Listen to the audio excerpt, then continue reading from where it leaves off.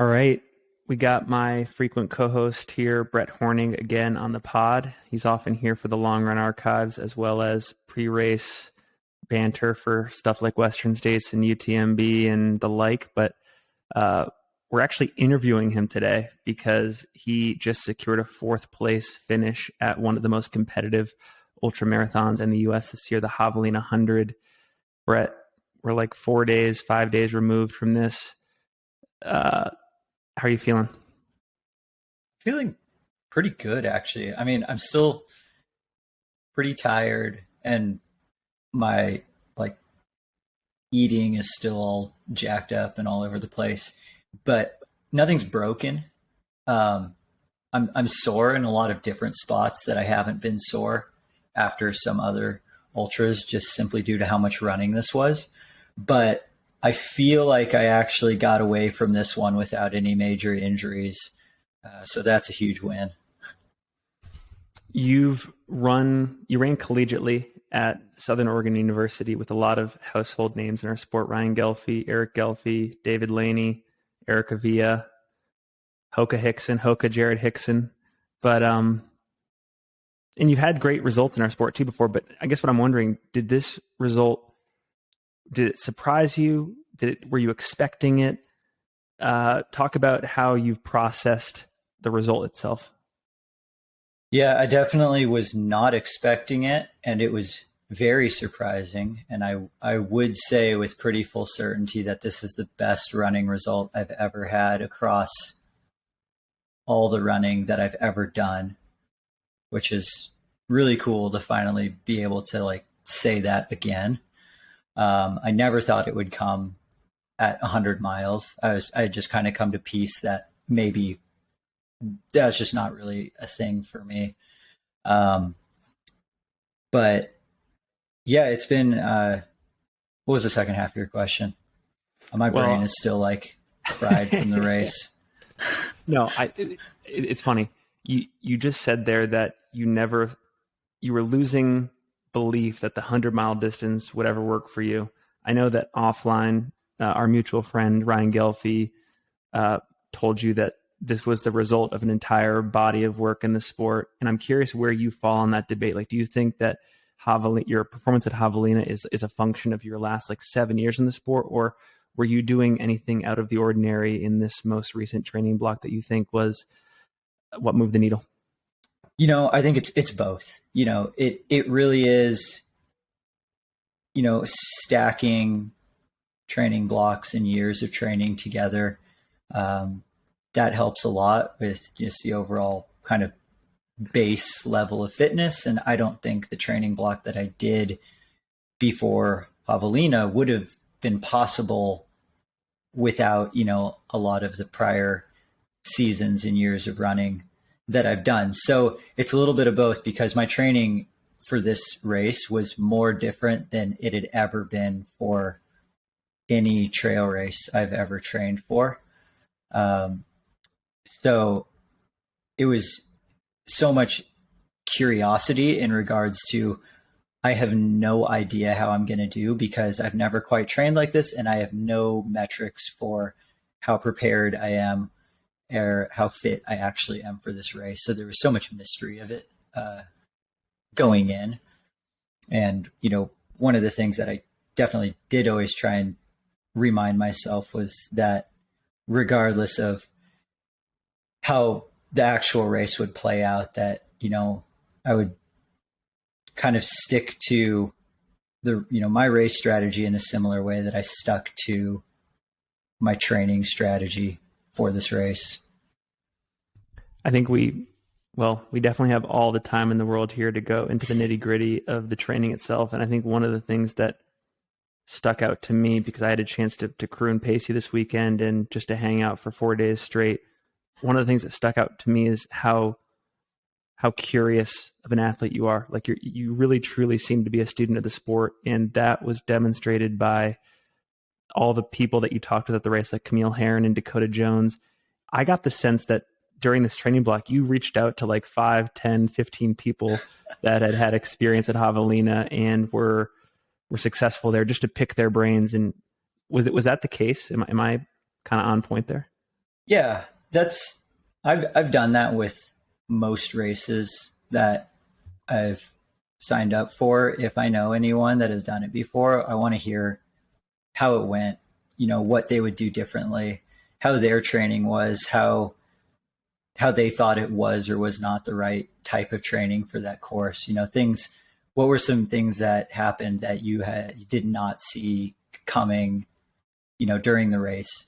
And I think a lot of those questions come from my years as a coach. And one thing that I believe, like, you're not a good coach if you're not continually always trying to learn more, because this sport it's never going to just like go stale in regards to the research and the data. There's always something new to be learned. And, what I thought was maybe the ideal way to train for this race 6 years ago, completely different than how I would do it now. And that's just simply because what I know now is a lot, greater than 6 years ago. And that will probably be the case 6 years from now. And I love that aspect of the sport. I still kind of feel like the 100-mile distance is such a mystery in regards to the best way to train for it. It's kind of like, the 40s trying to break 4 minutes in the mile for the first time, where there were some people running 9,000 miles a week. And then Roger Bannister's over here running a hard day, an easy day, and then a day off on repeat. And everyone was just doing such crazy different things. And it was all kind of getting similar results. And that's where a lot of 100-mile training is at still. And I think it's just such a fun time to be kind of growing in the sport with where, the training science is. That's really interesting. And I don't mean to put you on the spot here, because you definitely know more than I do in this area, but is it typically the case that as there's more experience around a particular event, like for example, the 10K or the marathon, training philosophies start to consolidate around one or two paths as opposed to like 16 different ways to be successful at 100-mile? Like, do you think we're going to see a consolidation of philosophies in the next 5 to 10 years? It still seems that as the distance gets longer, that window gets a little bit bigger. But, people have been trying for a much longer time to run, say, the 10K at an elite level than the 100-mile. And many, many more people have tried it. There's been more dollars invested into the training behind it from a science standpoint, coaching, brand sponsorship, that, when you have more money for research, more research gets done. So that's where, marathon and under has kind of taken the leaps that that ultra running hasn't.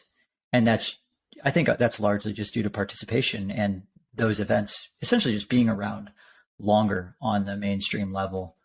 But even something like training for the marathon has changed quite a bit in the last few years, as they're finally starting to dig more into lactate threshold testing and getting even better at fueling, and realizing how much better you feel the day after a long run when you are training with your fuel, even if on paper you might technically not need to. Like, even all those things in the marathon world are still evolving and changing.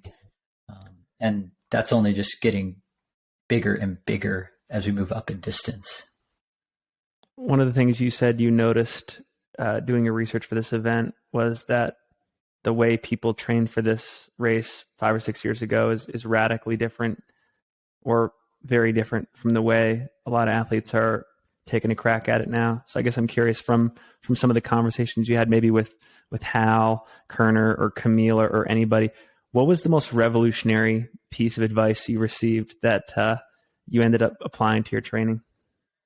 So, I mean, the biggest, from a training standpoint, I didn't talk to a lot of these people like Cole and Camille and Hal. I talked to largely about the logistics of the race and the course, and what mistakes did people make out there? What did you do right?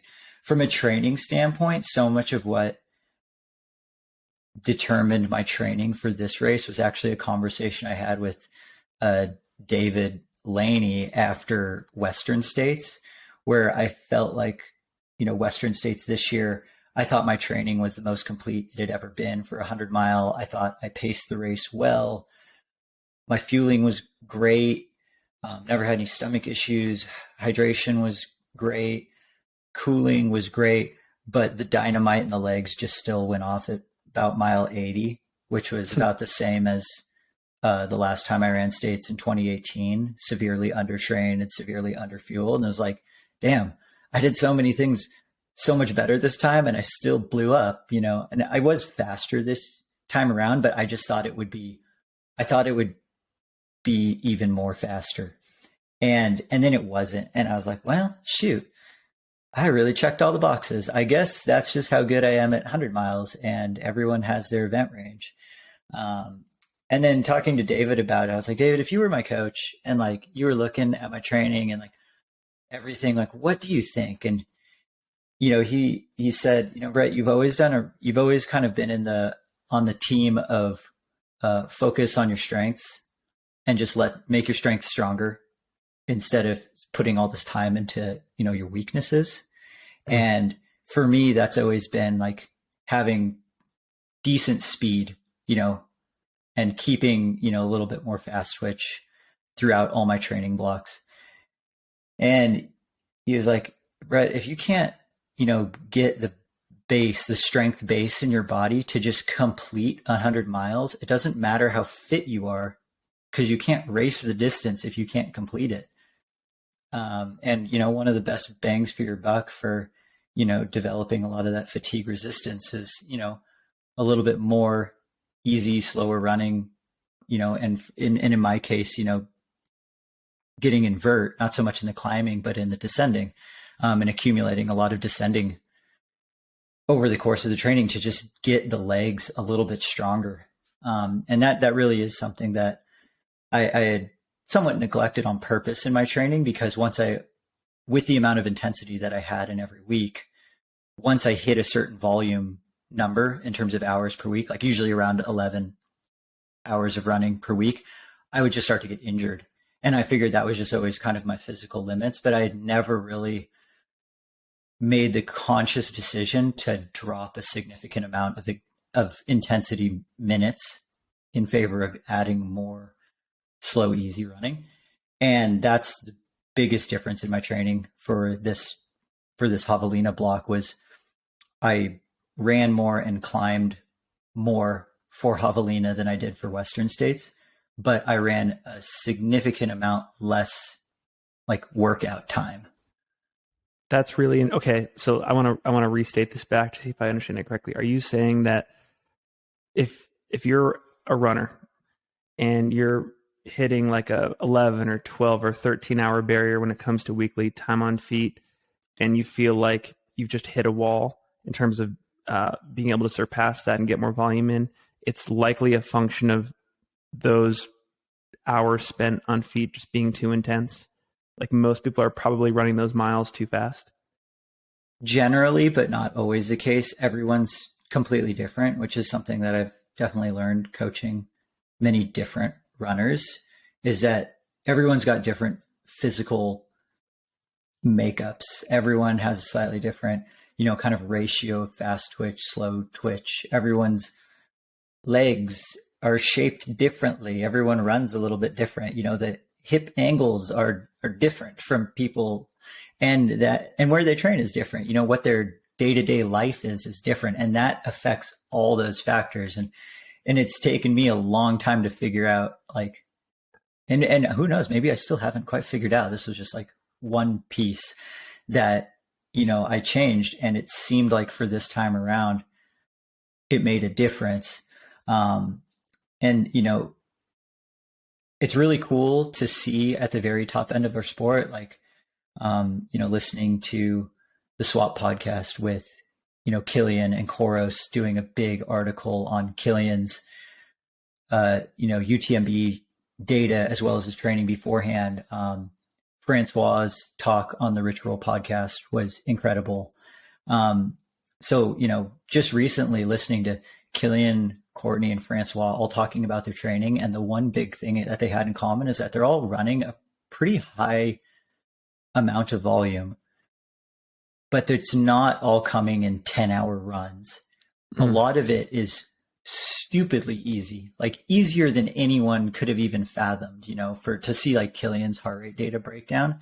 Like he spends 60% of his time in his zone 1. I can barely get out of a chair and stay in my zone 1. Like that's just incredible. And Francois and Courtney are very similar as well.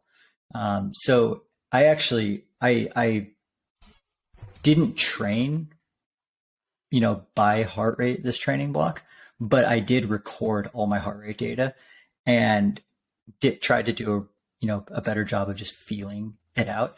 And I actually added up all my heart rate data for the whole training block, and I chunked it into weekly percentages in each zone. And if we can combine zone 1 and zone 2 into just one big easy zone, I spent about the same percentage of those minutes in that zone as like Killian was doing before UTMB, and similar percentage of time at threshold, which was not very much. I mean, granted, he was still running about twice as much minutes as I was, but from a percentage standpoint, I actually ended up sticking pretty close to that. Which, I mean, I could put together a little spreadsheet and stuff, and we could throw that in the show notes. Oh, please. Yeah. Well, but, yeah, it was interesting. One more thing. Yeah. You mentioned fatigue resistance earlier, and I'm not sure if this is connected, but did you ever feel when you were experimenting in your training block that it would be interesting or important to complete all of the demand, like the mileage demands and the time on feet demands for Javelina in a single week after week, like completing? I guess what I'm saying is, like, did you feel it was going to be necessary to run 90 to 100 mile weeks, week after week for like 5 or 6 weeks to be at your best for Javelina?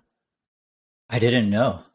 That was the crazy part about it, was I kind of just figured like I would run, like I had never put together back-to-back 90-mile weeks. I actually don't even. I think it was 6. Yeah, it was about 6, but I don't train by miles. I train by minutes, and the amount of time that I was running each week, I knew would come to about 95 to 100 miles. So I wasn't chasing 100 miles a week. I was chasing 15 to 15 and a half hours of running, and I wasn't going to chase it if I started to feel like garbage. But it felt fine. Like I didn't 15-hour weeks leading up to Javelina, in the 6 weeks before the race, didn't feel any more difficult than some of the 11-hour weeks that I was doing before Western States. If anything, they felt better. And I think a lot of that might have just been due to me slowing down and having a little bit more patience, spending a little bit more time on the trail and a little bit less time on the roads, which is kind of opposite from what a lot of articles are coming out right now, where it's like trail runners run too much time on the roads and they need to develop their speed. But I think I'm coming from a slightly different spot of running, where I've still run more years of like track and cross country and, training for 10K and shorter than I have trail and ultra marathon. So, my body, I just never given my body the chance to even be able to stand on the start line of 100 and like think about competing. So that was the biggest goal going into this training block. And I had no idea if it was going to work. I still had no idea that it was going to work, even like 80 miles into the race. Maybe we've already covered it here, but is there anything that you now believe about training for 100 milers that was changed by your experience at Javelina, or I should say informed by your experience at Javelina? I mean, I think so. I mean, again, it's such a case by case basis, but kind of as a lot of, my friends and, colleagues at Trails and Tarmac had kind of not expected, but believed, was like, if you can figure out a way to, make that base of yours a little bit stronger, any speed that you neglect won't matter because it's still going to be enough for even something like Javelina that's considered a fast 100. And, that was just something that I was always just really scared to let go of in my training because I really enjoy, running interval workouts on the bike path. I just really like it. So it was just kind of like a scary thing to step out of my comfort zone and drop, a good portion of that aspect of my training. But, as of, the sample size is, one good 100-miler, but according to that one, a lot of that worked. How, maybe talk also a bit about how much you oriented the last 3 months of your life around training for this race, like how all in you were from like a sun up to sundown standpoint preparing for this. Yeah. I mean, I did probably the best job I ever have at just making, running first thing on the priority list for the day. So all my runs, well, no, not all my runs were in the morning. All my important runs were when they needed to be done. So that doesn't necessarily mean that every single run was done first thing in the morning. A lot of my runs I did in the afternoon because it was warm in Ashland all the way up until about 10 days before the race. So I needed to take advantage of that. And like, I almost purposely tried to make my training, like I made sure to get in all the running, but all my runs were at a lot of different times during the day, which is actually something that I don't normally do. I'm usually like I run at 8 a.m. every morning sort of thing. But, if it's going to be hot during the race, I needed to run during hot times. And, even some, I almost tried to like sabotage myself on some runs, kind of like Michael Phelps's coach would like purposely forget his goggles going to a race and be like, oh, looks like you got to swim with no goggles today. Almost kind of like try to create some difficulty in my training runs, just to, I don't know, eliminate some of those potential surprise factors in the race, whether that's like, and a couple of them were just sheer dumb luck of me. Like I did one long run from my parents' house in the Bay Area and it was like 90 degrees out. And I just underestimated how long the first loop was going to be and how much fluid that I had. So I did like the first half of the run and I got really dehydrated. And then all of a sudden it went from like running miles 0 to 20 of a race. And then all of a sudden I fast forwarded to like miles, 60 to 80, because then the last 20 were really hard. And I know doing that every single week is not good for you, but having that mental challenge, once, I remembered that run during Javelina.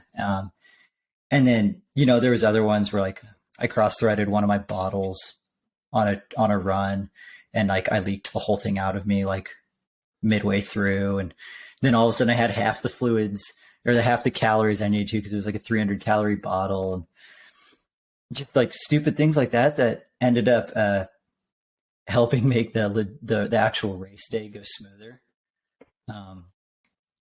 So it was just so many different things in my training. But, the one thing that I did do is like try and prioritize the running and also prioritize the recovery. Like I drank a recovery shake after every single run I did. It had a little more protein in it. Like I think I upped my protein intake training for this race a good amount more than other races. And maybe that was one of the things that kept me healthy, and so, just continuing to prioritize the running, the recovery, and, that led to some things going a little bit better than they had last time. Anything else on the training front for this race? Any insights that you think the audience would be interested in hearing about and maybe applying to their own training? When I talked with Cole Watson and Camille Herron about this race, they paralleled a lot of things that they said. And like one of the most important things was like, don't be dumb the first 2 laps. Like you don't need to be going out super hard. just because it's cooler out, and then just to be like, okay, then I'll slow down. It's like there's never been a race that's worked like that. Like no one goes, like Eliud Kipchoge doesn't go out at 1:40 marathon pace just so he can bank 20 minutes to slow down to 2 hours. Like that's just not how like physiologically running your best race works. So they always like, yeah, just like hit your right effort, but make sure then you go into the heat of the day having done enough of the right things early on where you're able to battle the heat better. Because if you are battling the heat better, that's going to lead to a better fourth lap and a better fifth lap. Because, I mean, it's so hard to go out fast, slow down a ton, and then all of a sudden speed up again. Yeah, that's just so difficult to do. And like the way that jacks with your fuel stores, like good luck replenishing like your glycogen stores when it's 85 degrees out, when you're overheated, when you now feel like crap because you went out too hard. So that's what both of them like really like reiterated to me. And Cole, fully spelled out like how he did the whole like coming into the start and finish area, which is exactly what we did. The way he told me, like he drew it out and was like, it looks like an umbrella handle and you can like start getting crude as soon as you come into it and come out. So like, I mean, for those who are listening, Finn was, a huge part of my crew as well as paced me on the fourth lap. But do you feel like how we managed the in and out of each lap? I feel like that was about as efficient as it could have been. It was incredibly efficient. I definitely made some snafus on the first lap, largely because I was snuck shocked up on you a little bit. Yeah, at how quickly you got it, and we'll get into that in a second. But yeah, there's no question. Like the game plan that you had set up for our crew was dialed, and that it was informed by Cole and people who've done this race right in the past. One question I want to ask you though, before we get into like how we executed the day, and I'll say this with the caveat that, you obviously focused on getting in the proper training, the proper nutrition, and the proper sleep day in and day out. But I learned over the weekend how avant-garde you are when it comes to like supplementation for races and stuff like that. And maybe we even give a shout out to the Feed, which is an incredible website that I learned about a couple of days ago. But can you talk about some of the stuff you used for Javelina and how you think it panned out? Yeah, I mean, just as with like training science is ever evolving, so is the fueling portion of running, pre, during, post. So, I mean, and like that's just, I've always been like, what's the newest running shoe coming out? Like, how are running shoes getting better? How is anything getting better? How are gels getting better? How is drink mix getting better? So there's always something new for me to try. And like, perhaps that's been a downfall of me in the past of being like, I don't know what shoes I'm going to wear during the race, or like, I can't stick to just training with one particular gel. But yeah, so it's been like a never ending game of like, what's good, what is not the latest and greatest, but like, what are, where's current science at with, fueling during a race? And, so much of it's like high carb fueling. And a lot of this is what I gather from, like the cycling world on the elite side of it, because I'm a decent sized cycling fan. And it just seems like the cycling world is always years ahead of the running world in terms of. What explains that, by the way, in your opinion? I feel like it's part kind of the nature of cycling. Like it's always been the relationship between body and machine, because you need your bicycle to be very efficient. And like it's, if you don't have any, and that's where a lot of people like running, is you don't have to worry about all that crap. But I've always loved riding bikes. Like that was my first love before running. And I always, just liked how everything works and tinkering with it. And with that mindset comes a lot of, the fueling and gear part of it. So it seems like, when we're comparing elite cycling to elite trail and ultra running, there's so much more money in research in that side of the sport. So like the gels that I was eating at Javelina were by a company called Never Second. They are the nutrition sponsor for the top cycling team in the world, team Jumbo Visma. And I had never heard of them before until I watched the tour this year. And then I saw that they were selling them on the feed. And the great thing about the feed is you don't have to buy an entire box. So I just bought a couple of every single gel company that I'd never heard of. And I was like, wow, I love these Never Second gels. They're, volume wise, twice as big as a goo. And, maybe just 50% more carbohydrates. So they're a lot easier to get down and they don't, cake your mouth with slime. So, I was able to eat 3 of those plus a bottle of kind of high calorie carb drink, as well as some like honey stinger chews. Those are kind of always my go-to. I was able to do that every single lap, the entire race. And is it because of that like one particular brand? Maybe it's because I found something that like I enjoy the taste of and eating, or maybe it's just kind of like going back to what Ryan Gelfie said, like 7-8 years of doing this, it just becomes a little bit more automatic. It's less of like, oh crap, I don't want to eat another goo, but it's more just like, this is fuel for my body, gulp.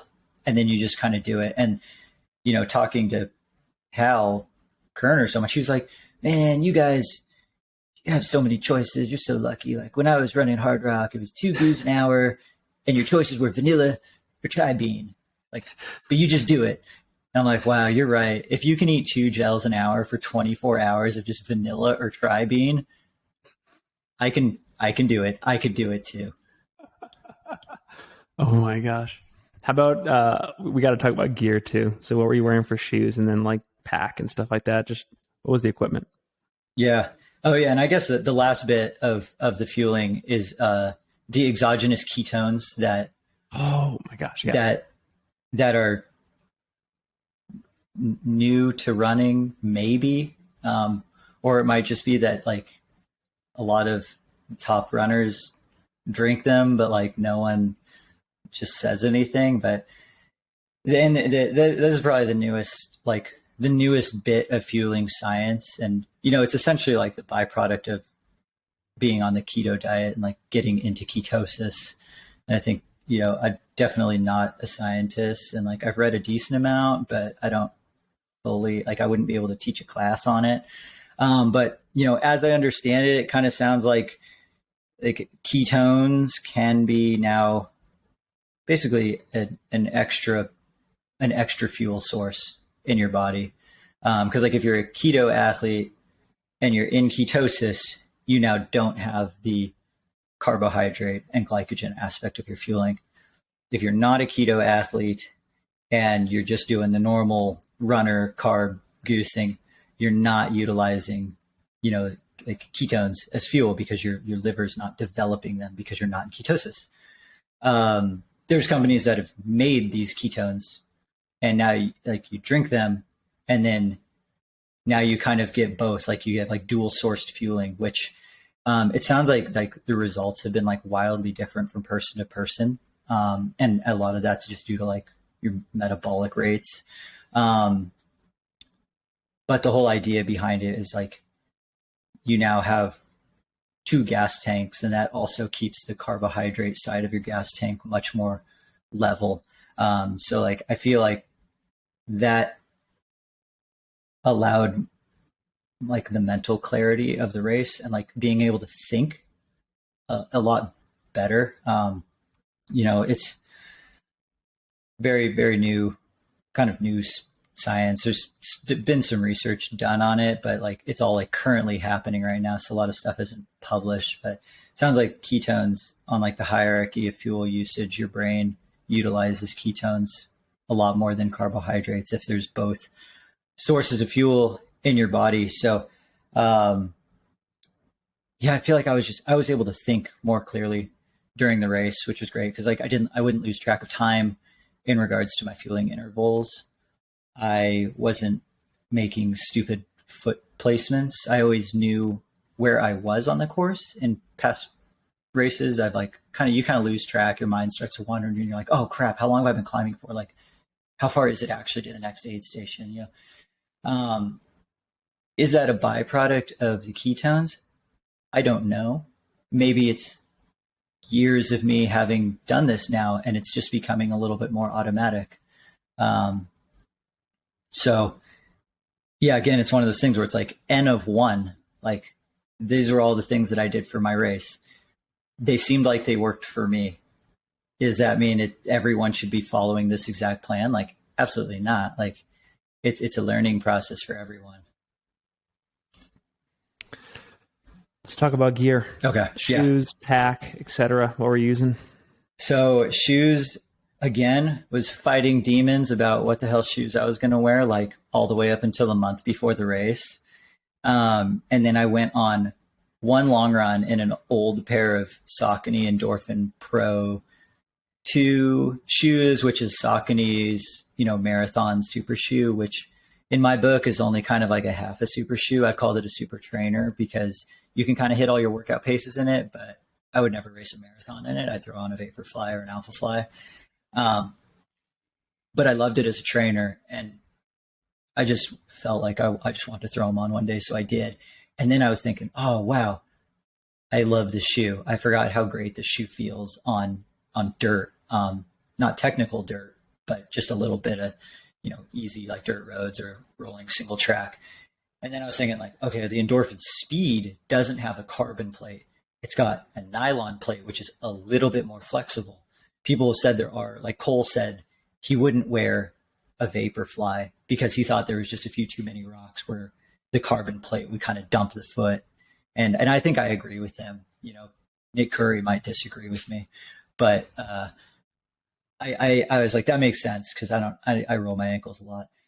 So I thought maybe a nylon plate that kind of splits the difference. It's a little bit stiff, but not as stiff as a carbon plate, would still move with the trail a little more. And then I'd get the super bouncy Saucony foam and a really nice breathable upper. And the shoe's very light, it only weighs 8 ounces. And everything I heard, you didn't need to worry about grip or anything like that. And then the plate did still provide some nice rock protection. And so I bought a pair like a month before the race, and I put like 50 miles on them because I know that I had already put, almost 400 miles on one of the older models. And for me, it was the perfect shoe. Like, I would absolutely wear it again. It was fantastic. I got no blisters, no hot spots. I didn't change my shoes. I changed my socks once just because something was like poking me through my sock and it was just starting to bug me. But then I put the shoes straight back on. They got soaked a couple times when I was cooling off and they dried so fast. So I couldn't be happier with the shoe choice, and they were bright pink and looked pretty awesome. I didn't go for a pack. I did waist. I did the Adam Peterman special, which was a waist belt with one bottle and then holding one other bottle, which is what I saw pictures of him at States. And I was like, I like that. I don't love the double bottle because I like switching hands and I like having a free hand to open gels and all that good stuff with. And that was great. The problem I ran into was like, I think I broke a stitch or something on my waist belt somewhere around lap 3. And then it was not tight anymore with a bottle in it. And it was just bouncing all over the place. So then for the second half of lap 3, I was just holding both my bottles, thinking how much of a disaster this was about to be the next 2 laps because I now can't hold a bottle. But fortunately, Eli, who was also at the race with us, well, unfortunately, he had to stop after a couple laps because his body was just like not cooperating with him. Yeah. Fortunately, him and I are close enough waist size where then I was able to use his naked belt. So like it already had like a nice layer of salt going on. It was very starchy. But when I pulled into the end of lap 3, he was like, dude, if you need a waist belt, like there's mine. I was like, oh my gosh, like I gotta try. Yeah, I'm going for it. So then I threw his on and it was great. And I just used that for the rest of the race. What other parts of the gear? Oh yeah, I wore a singlet by Dylan Running. That's Dyln. We can link to it. It's one of my college teammates. It's a clothing brand that he's starting up, and I think they launched about a month ago. So, when your friend starts a new clothing brand, you wear their singlet. Maybe we talk about the race itself here. And I think in terms of format, there were 5 laps at Javelina. Maybe you give like a 1-minute elevator pitch, or not pitch, but just summary of how they went. And then we can, from there, pick rabbit holes to go down that might be valuable to the audience. Yeah, totally. Or if there's any questions you have, like throughout any of the laps, just like throw them out there. But yeah, I mean, lap 1, we start, and you start the race going slightly downhill, and I swear we were going slower than the starting 200 meters of Western States going up the escarpment. Like, it was so much more casual, and I couldn't tell if that's just because I'm way better at starting a race on flat than a race going uphill. So like, I was immediately right in the front pack once we exited the trail. I was in like 15th place or something, but me and 15, the leader, to me, we were all going the same speed, even though they were a couple seconds in front of me. So we were just running along. I was like, oh my gosh, I'm going the same speed as the leaders right now. And then going through the first aid station, like we just all blew through it. I'm like still there. But the effort felt correct. And I was like, wow, I'm still with the leaders 3 miles in. This has never happened ever, but it feels fine. So I'm just going to like pretend that I belong here and like see what happens. And I'm, getting up through Jackass. I'm like running next to Matt Daniels, and we're talking, and I'm just like, oh man, something is not right. Like, why am I here? And why are these people not going faster? But, I saw the average pace, and I was like, oh, this is actually plenty fast enough, like perhaps too fast, but it feels fine. And I'm loving this right now. Like, this is so fun. So that rolled all the way through the first lap. And then going into lap 2, it spread out a little bit more, but like still pretty much right with the leaders. You came in like under 20 minutes on your split, like 20 minutes under planned splits too, I think. Yeah, what did I have it up right here. So I wrote 14-hour splits, and I actually said 2:58 for that lap. But like the 14-hour splits were like a joke.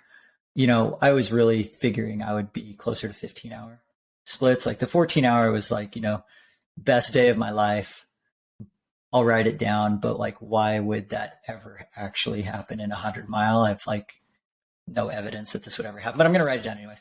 I wrote 2:58 for that, and I think we came through in like 2:45, 2:50.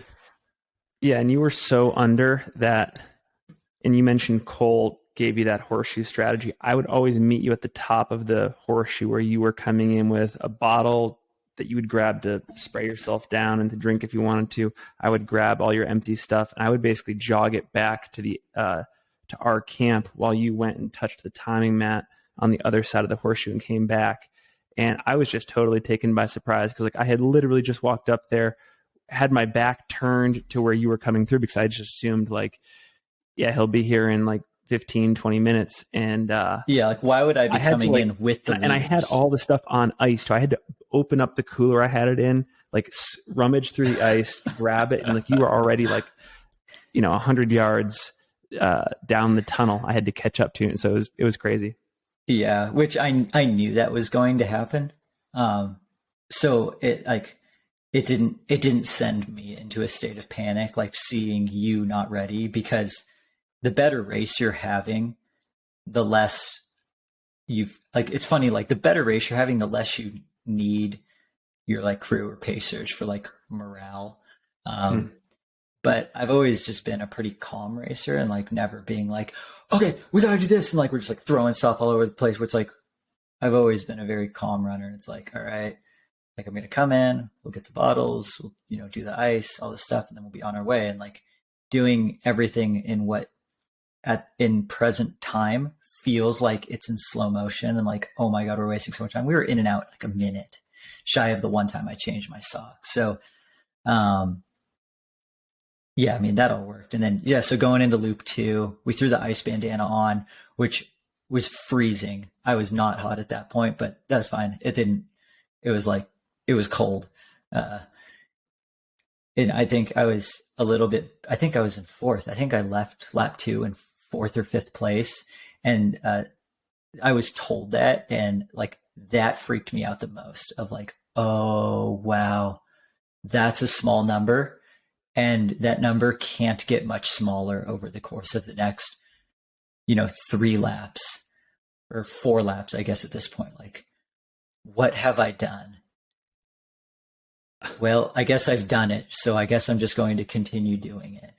So then I think I was running like right behind Pat Regan, and I might have even been ahead of Arlen Glick at this point. And I'm just like, what am I doing? Like, this is like 3-time champ, course record holder. This guy just won it last year and like blew the doors off me at States. What am I doing? Oh, well, if I blow up after lap 2, this is still like the most fun I've had in a race. So I'm just going to keep rolling with it because the effort still felt correct. And that was the main thing that I was trying to pay attention to, was like, stay on top of your fueling. Does the effort feel correct? If yes, do it. So that was what I stuck to. And then lap 3 happened. And, we did our crew aid station stuff. As soon as I started climbing on lap 3, it felt a lot harder than lap 2. And I've never broken through a wall in a 100-miler pretty much at any point whenever my legs start to feel like how they did. The day is done. I will finish. It's going to be slow. It is what it is. And this was happening, at lap 40 or mile 42, 43. I'm like, okay, legs are starting to lose steam. Well, I'm going to be walk jogging laps 4 and 5. Bummer. But I loved the first 2 laps. It was so much fun. I had a blast. I will, instead of letting up and, playing it safe and going into like survival mode for laps 4 or 5, I was like, I'm just going to keep pressing. I'm going to keep leaning into it. And like, I'm just going to continue to blindly commit to just going by feel and race. And, I love racing. And I was like, this is the first time I've ever been to like even think about competing in 100. Like, I'm just going to keep going. Like, just keep going. And lap 3 felt like crap. I got to the Jackass aid station and like held onto the table to stretch my quad because my quads have always been the thing to go. And as soon as I lifted my leg up to go stretch my quad, I went into a full hamstring cramp and like almost tipped over the ice table. I was just like, oh my God. And then I had to like stop and kind of like stretch that out and like ice myself down and like kind of jog out of the aid station and like try and not let that happen again. I was like, oh, it's going to be like that. Okay. Like, and then I was just thinking like, Finn's going to pace me on the 4th lap. I've got 10 miles to get there. Man, I feel bad for him. He's going to get so sunburnt because we're going to be out there so long. We got to grab the extra headlamp, I'm going to need a long sleeve because it's going to get dark. And,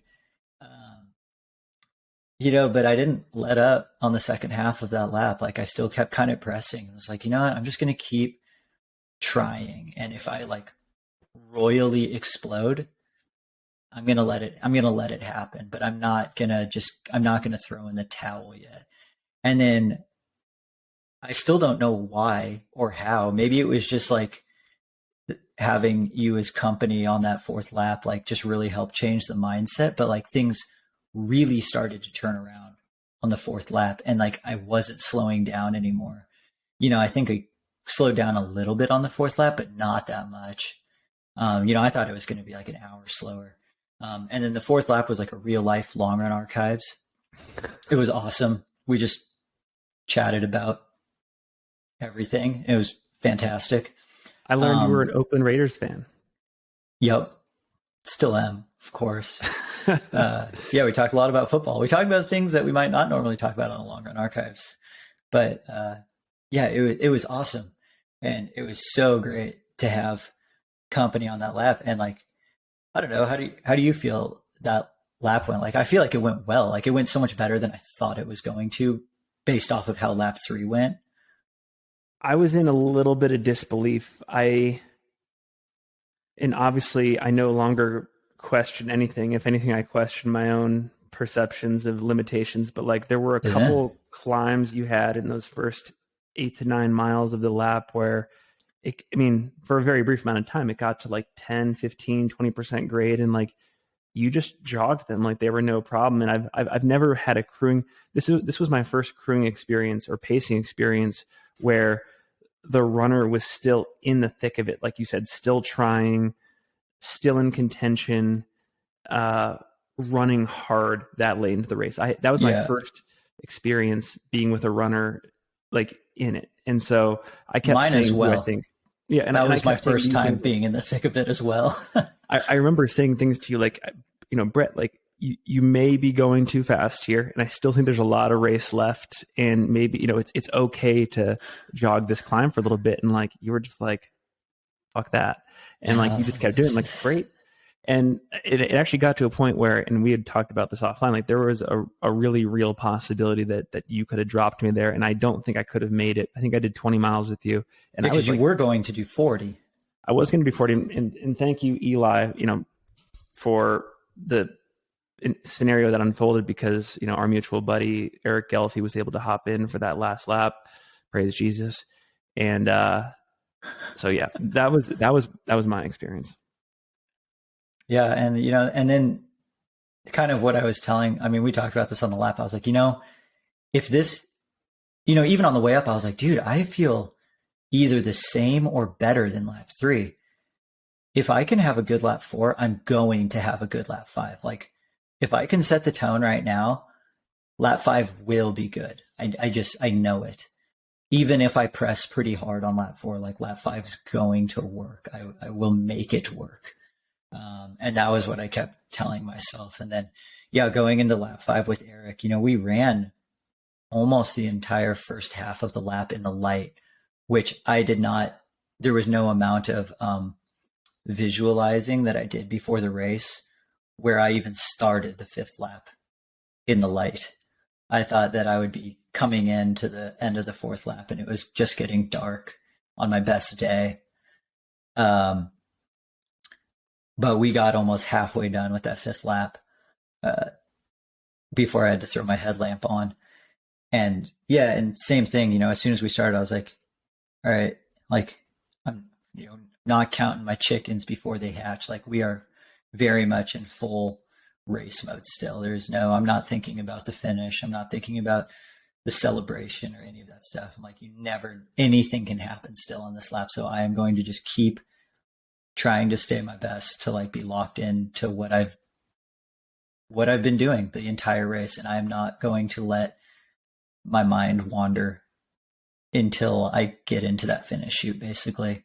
And Eric was like, okay, like, I understand, like, that's what we're doing. Like, let's do it. And, the biggest thing that he was doing was just like making sure that, I was feeling correctly. And like, he had the watch going on just the individual lap, whereas mine was going on the entire race. So like, it's like, okay, we've got about this many minutes to the next aid station, or we weren't even talking about the entire lap. It's more just like the entire race was just running from one aid station to the next, and breaking it down into as many little pieces as possible, and just never thinking about the entirety of the race.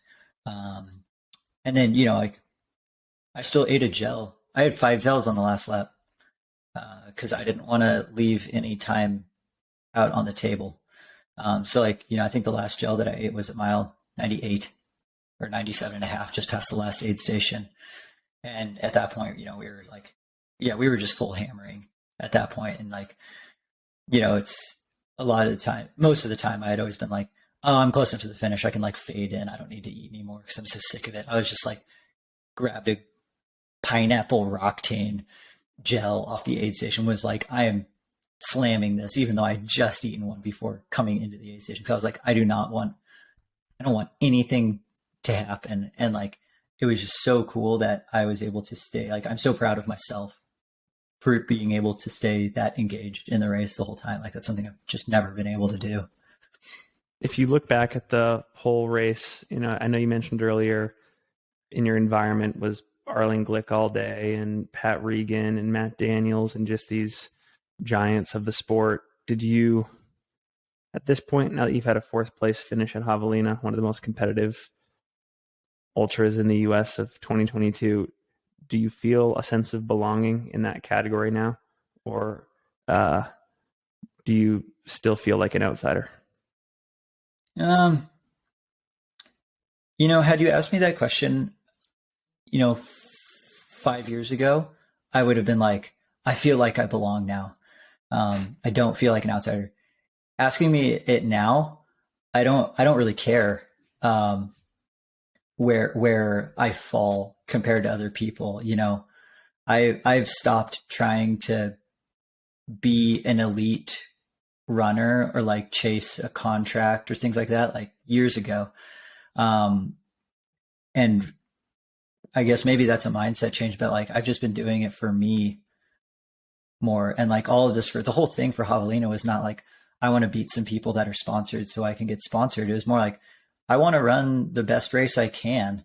And I want to see if I can prove to myself that I can do something that I think I can do, but just still have never been able to pull off. So, I was talking to Joey Corsione before the race, and we were talking about goals and stuff. And, I told him, I was like, yeah, one of my goals is just to execute all the elements of the race.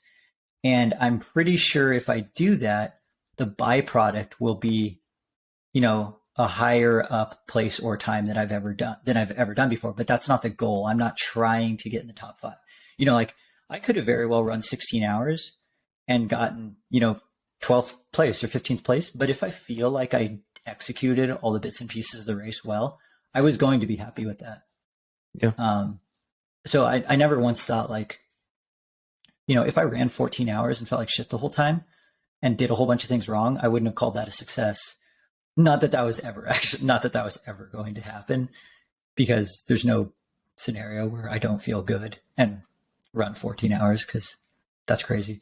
But yeah, the whole point of this race was to just like try hard, do the right things, and then see where that lands you. So that was always the goal. And I'm so happy that it ended up being a high finish and a time that I didn't even allow myself to think about. Like, that's so cool. And maybe that is a byproduct of changing my reasons for doing these races. I think you got to give the audience the line that you gave me about how at one point in time you were comparing yourself to elite athletes, but now you're comparing yourself to the media personnel in our sport. So what's that line again? Yeah, weird. I mean, maybe is it a joke? I don't know. I was like, Finn, I'm thinking of rebranding myself. I've always been like the slow elite. Like, I've always been one of the faster guys without a contract. And that's just always been my place in the running world. Like, but maybe now I can be seen as like one of the faster media guys. And like, now I'm not a guy who's out there supposed to run, but he actually talks about running and he coaches. And then it's just like, wow, I didn't know he could run too. I was like, I would so much rather be that guy. It's an amazing reframe. I think it's brilliant. Yeah, it's just like the under promise, over deliver, just like to the max. One other thing I wanted to cover, you got fourth place. Arlen Glick already had a spot secured to Western States. John Rea and Dakota Jones accepted the tickets, but there's a new policy effective for this year where if for some reason John or Dakota give up their tickets before May 1st, it rolls down, I think, to at least 5th, which means that you would have a chance to accept or reject it. I know that, that day is 6-7 months away, and probably unlikely because both of those guys are, gung-ho about doing Western. But if that ever fell to you, would you take it? It's funny. I didn't run Javelina like thinking that I would have a chance at a golden ticket. Like, I've done golden ticket races before thinking like, I'm going to get a golden ticket here, and then just getting my ass kicked. And I was like, that's how this is going to go. And after Western States this year, I was like pretty at peace with the race of like, That's how good I am at Western States. That's how good I am at 100 miles. Okay, Brett, time to move on. That's why I did Javelina, because I wanted to train for like something different and do it super different. But if the opportunity to run Western States came up, like, I mean, it's been a long enough amount of days since Javelina where I'm starting to think a little bit more like, wow, what if I trained for Western States in the same way I trained for Javelina, and like did some of those things again, like, oh, maybe it could actually be better. So yeah, I would probably run it. Oh yeah. Oh yeah. Well, what's next for you racing wise? I have no idea. I not signed up for anything past past Javelina. I kind of did that on purpose. I didn't want to have anything to distract myself and look forward to. I did the same thing with Western States this year. Like, I had no races on the schedule up until, after Western States. So I really haven't thought at all about what I would do after Javelina. I mean, like, you're going down to Black Canyon, and there's some other friends that are doing Black Canyon. So I was like, oh, wow, Black Canyon would be really fun. I really liked running in the desert. It's kind of like soon though. So that's like, I don't know. I've always wanted to go back and do Lake Sonoma again. That's a really fun one. I also like still am half of me is like, Brett, you should just retire from racing, because this is as good as it gets, and I can just bask in the glory days now for the rest of my time here on this earth. So yeah, to answer your question, like, I still really don't know from a racing standpoint what I want to do. I just want to recover from this race and enjoy some time just chilling. Like, I've walked a total of like 400 steps since the race. Like, I haven't done anything, and I've loved it. I've loved every minute of not doing anything since the race. Does this in any way, shape, or form reignite the Rogue Valley Rancheros? The Rogue Valley Rancheros. I don't even know how many people know of that name. We just thought it would be funny to, come out swinging against the Coconino Cowboys when they created their group, and then everybody moved away. But yeah, I mean, I hope this brings some additional fire to the Rogue Valley Rancheros. And I mean, there's a ton of people living in Ashland running and training for ultras, as well as like road races and stuff too. There's a great running community. So yeah, it was never gone, Finn. It was never gone. I think I had shots fired in a recent Long Run Archives episode when I called Ashland the former Mecca of our sport. Brett made a statement at Javelina saying it never left, apparently. I guess so. I don't know. Awesome, man. Well, all I can say from my perspective is it was an awesome experience. It was great to chill for 4 days. It was cool to see what happens when you work really hard behind the scenes and then show up on race day and everything goes sort of as deservedly planned. And I know there's a lot of speculation about what you do next, and you're doing a great job of just savoring the moment, being in the moment, being kind of zen about what you do immediately in the aftermath. But I'm super impressed, and I think a lot of what we talked about here today was valuable to the audience too, that they'll probably apply it to their own training moving forward. Yeah, I mean, it was so fun. It was such a fun weekend, like just the entire trip, and like the conversations that we had with, so many people.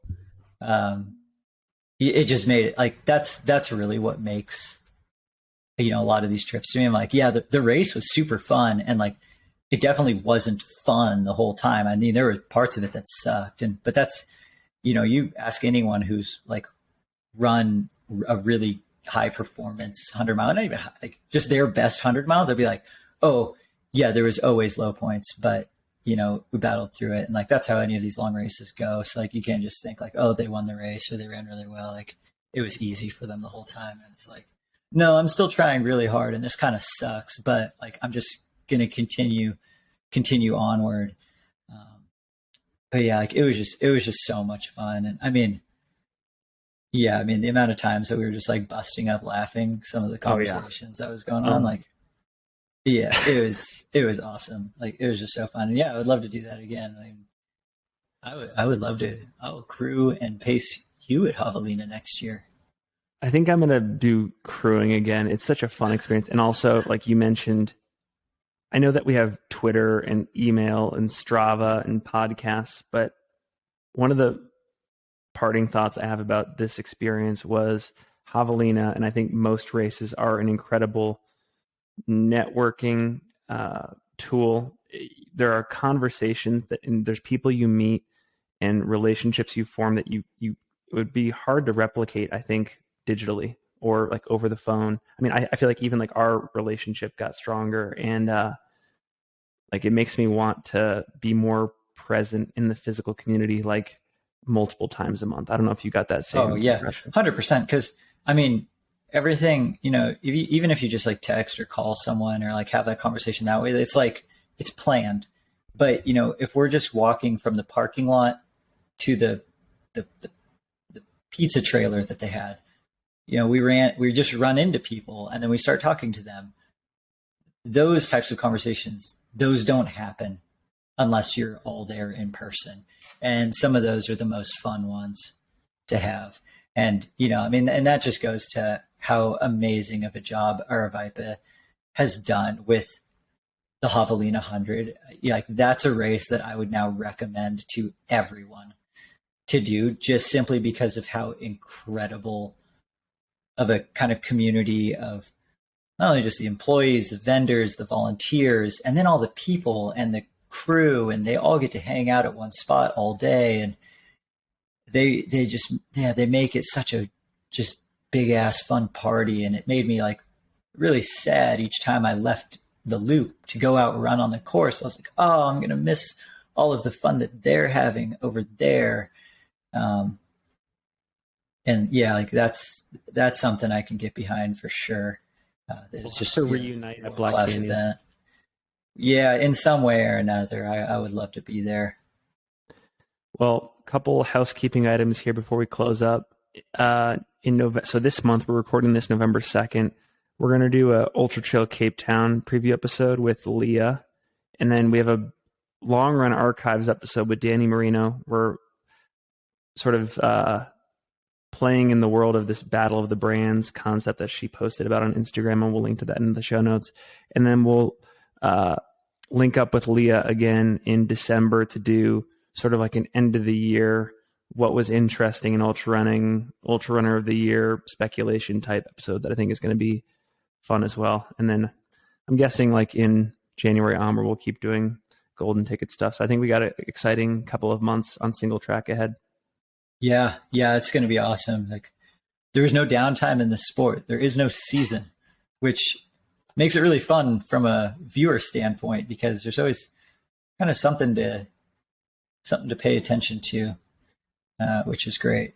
So I'm excited. I'm excited for that, and excited to get back in the booth, not be doing all this running hoopla. Just talk about it. Maybe we'll just put this out into the universe. But if there are any race directors that listen to this show that need any slots filled for race coverage across the globe, let us know. We talked about that this weekend as something we're interested in. And the last time we put something out into the universe, it was decaf coffee, and we got 4 bags. So a lot of promise there. But any, I'll give you the last word. Any parting thoughts before we go? Yeah, I mean, this has been so fun. The training for the race and like, really, I mean, I guess taking a risk in that regard of, training completely different, racing completely different.